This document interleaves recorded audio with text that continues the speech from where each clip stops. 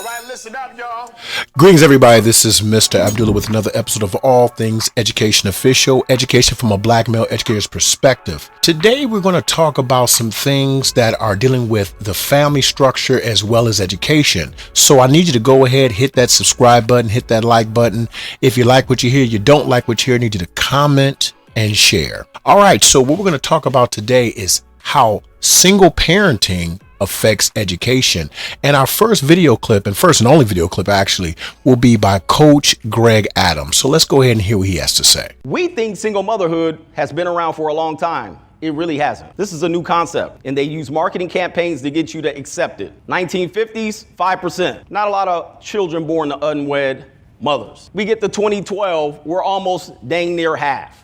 Some communities, 70% of the children born to unwed mothers. Right now, the father absence is a crisis in America. I'm telling you this for a reason, because the guys that want to be fathers, probably half of you, will not even raise your kid from 0 to 18. The systems are already in place for you to not be in that home. So what does that lead to? Kids that grow up without a father, 4 times as much to be raised in poverty, 7 times likely to be a teenage pregnancy victim, more likely to experience child abuse. That's normally because single mother has moved in another man. Child obesity. Are we seeing this today? 2 times as likely to suffer from obesity. 73% of the prison inmates were raised in single parent household, primarily single mothers. All right. As you can see, he gives a very in-depth approach to single parenting does affect education. I have a number of articles, a lot of resources that I'd like you to check out. First things first, let's go right into BeStrongInternational.org. They have an article called How Does Single Parenting Affect Education? It says single parent families are actually more common, but the effects of single parent families on education, children in single parent families are more likely to drop out of school and less likely to finish college other than 2-parent children, according to one study. Many factors contribute to their struggles, and they list them as such. Lack of time. A single mom or dad may have to work longer hours to make ends meet, so they have less time and energy to help their children with schoolwork. Lack of money. Extracurricular activities and community involvement are an important part of school today, especially when it comes to getting into college. But their costs can keep single parent children from participating.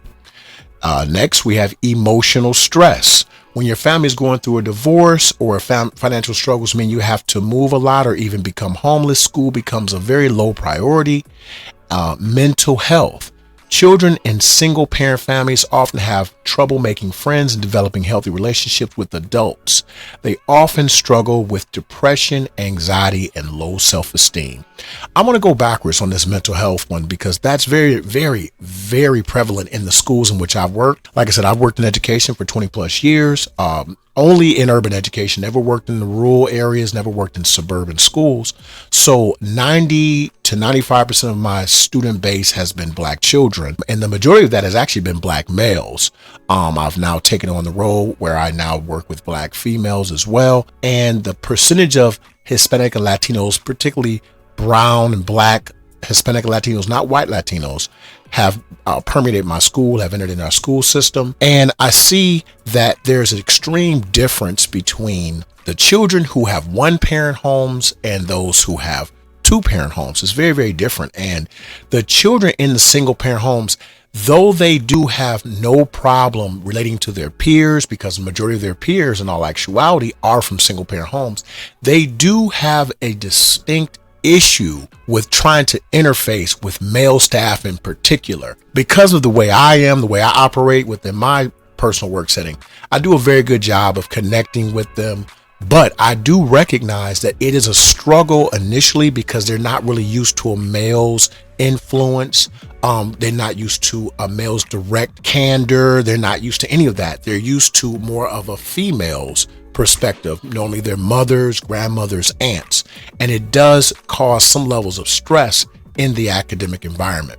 Emotional stress is extremely true when they talk about financial struggles. I've had many children that were homeless. They were transient homeless, living on couches and other family members' homes, and their attendance is terrible because, to be honest, they're not exactly worried about attendance. They're worried about when's the next meal coming, clothes, getting their clothes washed, things that are for other people, what we would consider dual parent homes or homes that have much more financial resources. Those things are just normal. So what 3 problems do most single parents face? Now, this is bestoregoninternational.org as well.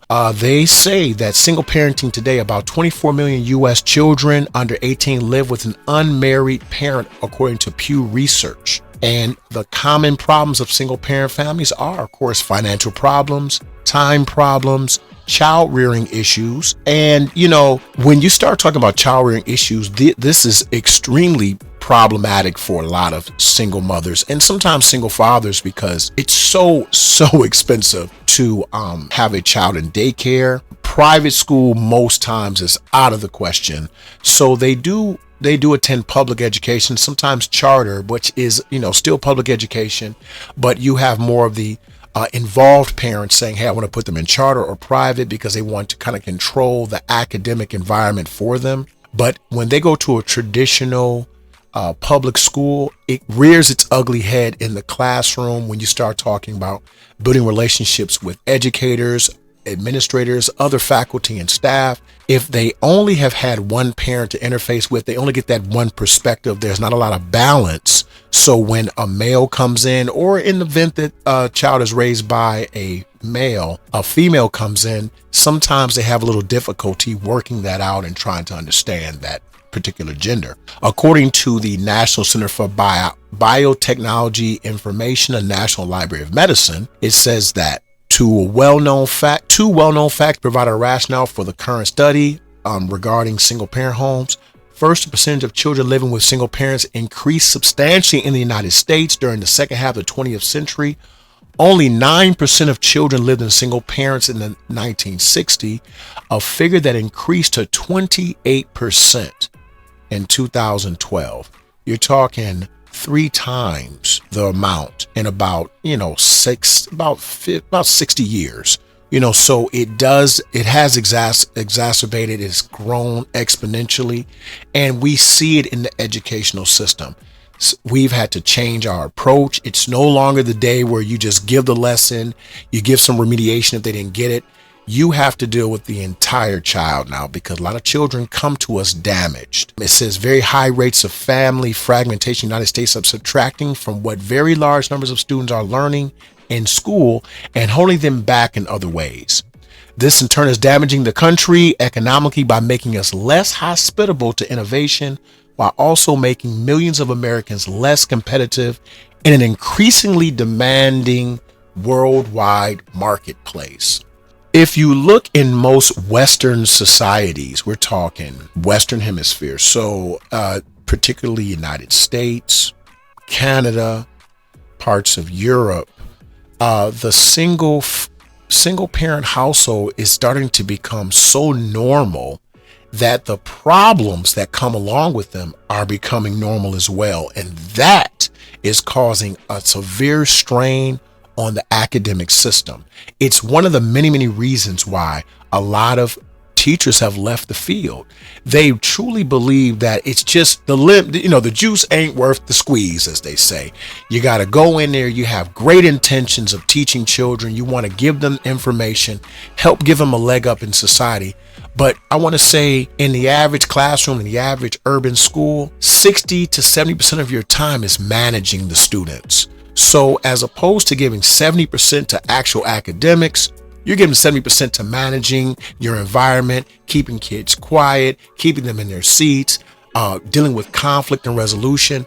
It's why my position was created. I am a dean of students and disciplinarian, and I deal with that all day. That is my primary function, to deal with conflict, harassment, intimidation, and bullying, threats, altercations, physical and verbal, and I'm working every day. There is not a day where there is not a circumstance that occurs where I have to intervene to prevent something amazing from happening inside the school. That's the best word I can give it, is amazing, because I will give an example. I just had a recent situation where one child threatened another. The parent came up and he was on 10. He and the mother were on 10. They were ready to get at the kid. They wanted the kid's parents to come. They wanted some piece of the kids. They wanted all that smoke. I had to defuse investigate, research. The police were involved. 2 schools were involved, 2 administrations. This was my day. When were these children learning? When they could, because I had to pull them from classes to ask questions, to interview.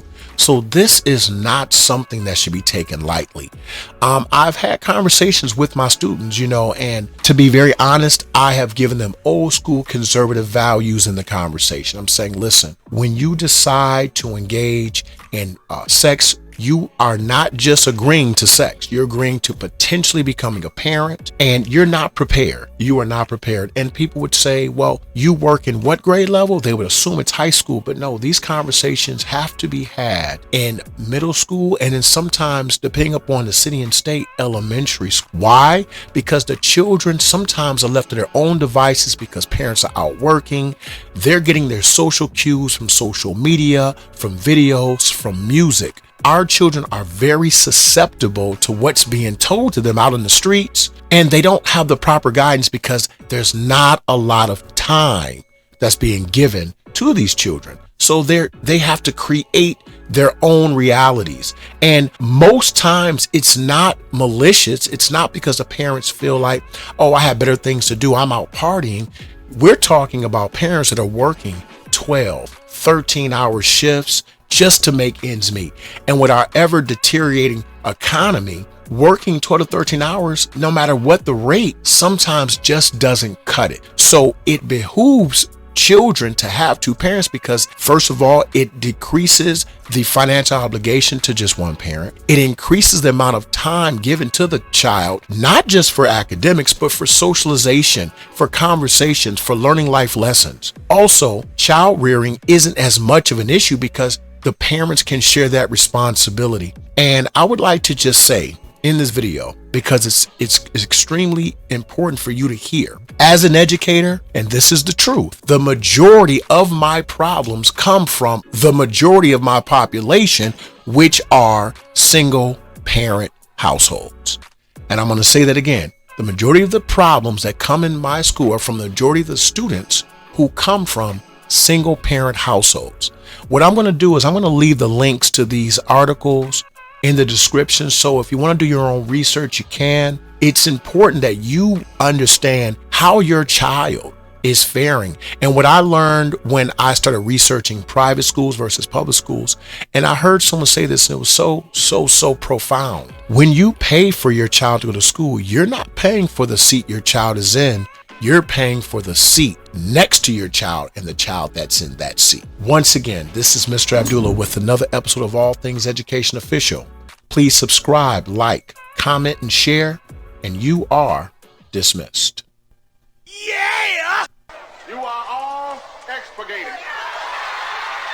You are dismissed.